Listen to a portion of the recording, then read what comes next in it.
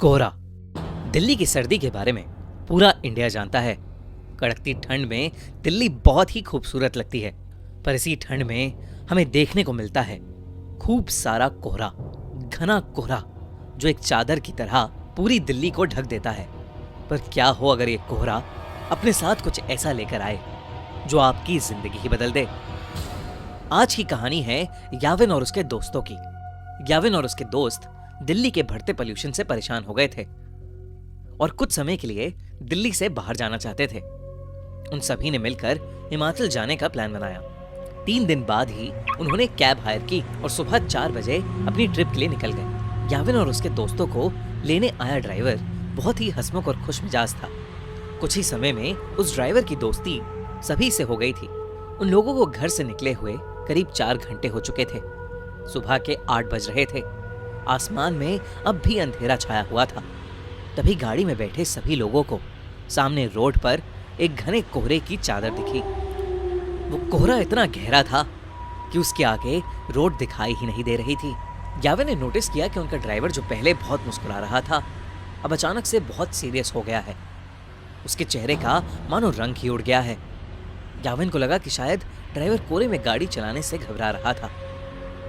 याविन ने ड्राइवर के कंधे पर हाथ रखा और उससे कहा, भैया टेंशन मत लो, धीमी स्पीड पर गाड़ी कोहरे से निकाल लेना। तभी उस ड्राइवर ने याविन को देखा और सहमी हुई आवाज में कहा, मेरी आपसे विनती है, कोहरे से निकलते वक्त प्लीज गाड़ी की खिड़की बंद ही रखना, भूल कर भी मत खोलना।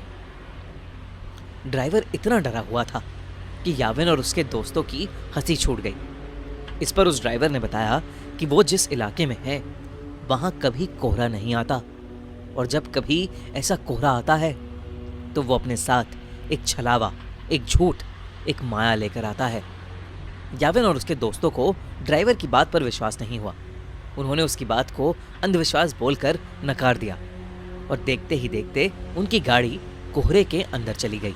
कोहरे की चादर उनकी उम्मीद से काफी बड़ी थी। ड्राइवर धीरे धीरे गाड़ी आगे चला तो रहा था, पर किसी को आगे का कुछ भी नहीं दिख रहा था।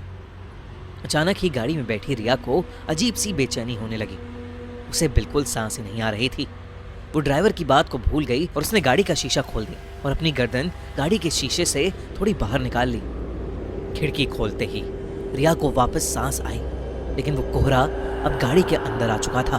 कुछ ही सेकंड्स बाद जैसे ही रिया ने गाड़ी के अंदर देखा तो उसके होश ही उड़ गए। गाड़ी रोड पर चल रही थी, पर उस गाड़ी के अंदर रिया के अलावा और कोई नहीं था। रिया की सांस वही अटक गई। याविन, रवि और ड्राइवर तीनों ही गाड़ी से गायब थे। गाड़ी अपने आप आगे चल रही थी। रिया ने गाड़ी से कूदने के लिए गाड़ी का दरवाजा खोलने की कोशिश की, पर गाड़ी लॉक थी और जोर लगाने पर भी उसका लॉक नहीं खुल रहा था। वो जोर जोर से गाड़ी के अंदर चिल्लाने लगी।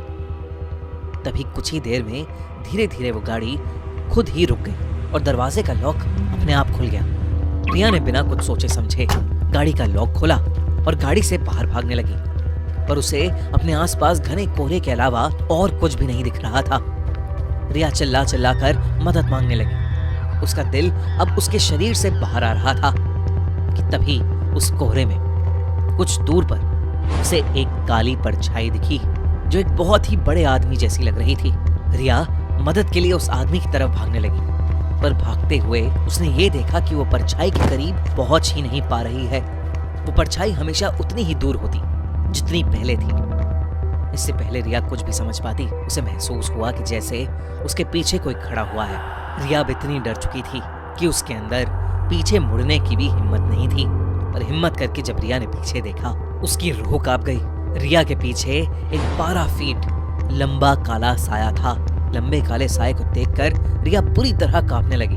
तभी अचानक रिया को पीछे से एक बहुत जोर का धक्का लगा और वो नीचे गिर पड़ी। याविन, रवि, वो ड्राइवर और रिया अब भी गाड़ी में थे। रिया ने जैसी वो खिड़की खोली थी, वो बेहोश हो गई थी। उस ड्राइवर ने उसके बेहोश होते ही रवि को जल्दी से वो खिड़की बंद करने को कहा। याविन और रवि रिया की हालत देखकर उसे जगाने की कोशिश कर रहे थे और ड्राइवर बस बार बार एक ही चीज बोले जा रहा था, गाड़ी की खिड़की नहीं खोलनी चाहिए थी, नहीं खोलनी चाहिए थी गाड़ी की खिड़की। याविन को अब ड्राइवर पर गुस्सा आने लगा था। उसे लग रहा था कि वो ड्राइवर एक मेडिकल इमरजेंसी पर वहम की पट्टी चढ़ा रहा है। याविन बस वहां से निकलकर रिया को हॉस्पिटल ले जाना चाहता था। याविन ने ड्राइवर को गाड़ी तेज चलाने के लिए कहा। ड्राइवर ने याविन की बात मानी और गाड़ी के एक्सीलरेटर पर अपना पैर दबा दिया।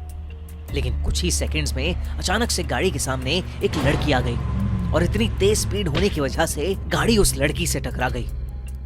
उस लड़की के टकराने के बाद ड्राइवर ने गाड़ी वहीं रोक दी। अब याविन और रवि की सांसें वहीं अटक गई थीं। याविन तुरंत गाड़ी से उतरकर उस लड़की को देखने गया। उसने देखा कि एक लड़की खून से लथपथ रोड पर उल्टी पड़ी हुई थी। याविन ने जैसे ही उसकी शक्ल देखने के लिए उसे पलटा, उसका दिल दहल गया। वो खून से लथपथ पड़ी लड़की कोई और नहीं बल्कि याविन की दोस्त रिया थी। याविन को कुछ समझ नहीं आ रहा था क्योंकि रिया तो उसके साथ गाड़ी में थी। याविन दोबारा गाड़ी की ओर गया और उसने देखा कि पूरी गाड़ी बिल्कुल खाली थी। गाड़ी के अंदर और कोई भी नहीं बैठा था। याविन को कुछ समझ नहीं आ रहा था। वो बहुत ज्यादा डर चुका था। याविन ने रिया की बॉडी को उठाकर गाड़ी में रखा और खुद ड्राइवर सीट पर बैठकर गाड़ी को चलाने लगा।